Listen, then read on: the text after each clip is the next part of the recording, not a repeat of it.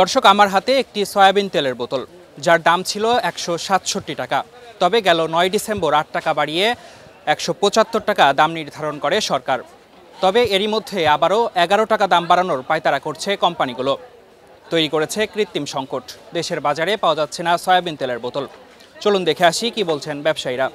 মুসলিম সম্প্রদায়ের সবচেয়ে পবিত্র মাস রমজানের দিন গণনা শুরু হয়েছে, আর এরই মধ্যে ভোজ্য তেলের বাজারে কোমর বেঁধে সক্রিয় হচ্ছে পুরনো সিন্ডিকেট। কোম্পানিগুলো তেলের কৃত্রিম সংকট সৃষ্টি করছে, ডিলারের কাছে সরবরাহ কমিয়েছে। এতে ডিলার থেকে খুচরা বাজারে সরবরাহ কমিয়ে আবারও দাম বাড়ানোর পায়তারা চলছে। এক মাস আগে যেখানে তেলের দাম বাড়ানো হয়েছে, এক মাস পরে আবার তেলের সংকট কেন হবে?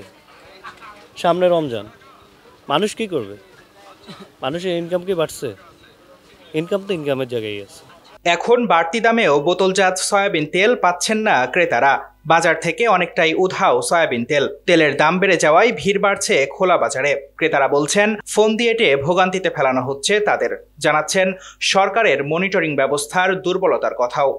আগে তো সয়াবিনের দাম অনেক কম ছিল, তখন তো সবাই হ্যাপি ছিল, মানে যেমন রোজগার ছিল সে অনুপাতে চলছে আর কি মোটামুটি। কিন্তু এখন যে অনুপাতে মানুষের ইনকাম সোর্স আছে তার চেয়ে দ্বিগুণ দাম বেড়ে গেছে, যার জন্য আসলে সবাই একটা হ্যাজার্ডের মধ্যে আছে। গভর্নমেন্ট যদি এটাকে একটু ভালোভাবে তদারকি করে একটু আমাদের জন্য সুবিধা হয়। আমি পুরো একটা দোতলা ঘুরা মনে করি যে এই বয়সে 10 টাকা 20 টাকা কমের লেগে আজ সব যে আমার বাইরে গেছে। 8 টাকা যে পেপারে যেটা দেখছিলাম তার চেয়েও বেশি, 20 টাকা না, অনেক বাড়ছে, 20 টাকা না। খুচরা ব্যবসায়ীরা বলছেন, কোম্পানিগুলো তেল সরবরাহ করছে না, দাম বাড়াতে কৃত্রিম সংকট তৈরি করছে। 5 লিটারের 4টি বোতল নিতে শর্ত জুড়ে দেওয়া হচ্ছে, সাথে নিতে হবে আটা ও ময়দা। প্রত্যেকবার সেম অবস্থা, সরবরাহ কমাই দিয়ে তেল দাম বাড়ায় আবার সারে। এখন 5টা-6টা কোম্পানি, 2-1টা কোম্পানি সরবরাহ দিচ্ছে, তাও অ্যাভেলেবেল না।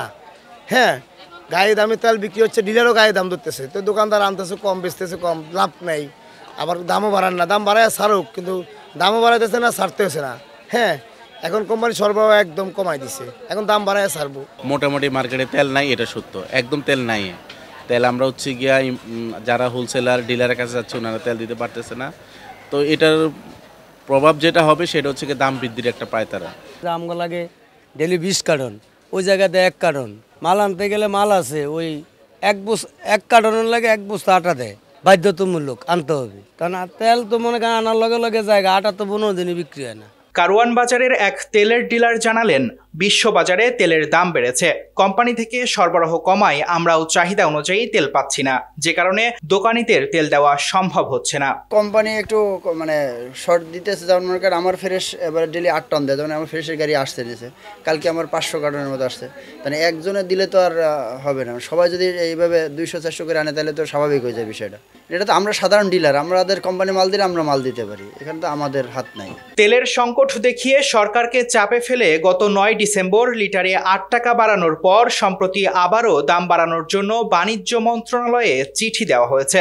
সংশ্লিষ্টরা বলছেন, লিটারে আরও 11 টাকা বাড়ানোর পায়তারা করছে কোম্পানিগুলো, যে কারণে তৈরি করেছে কৃত্রিম সংকট।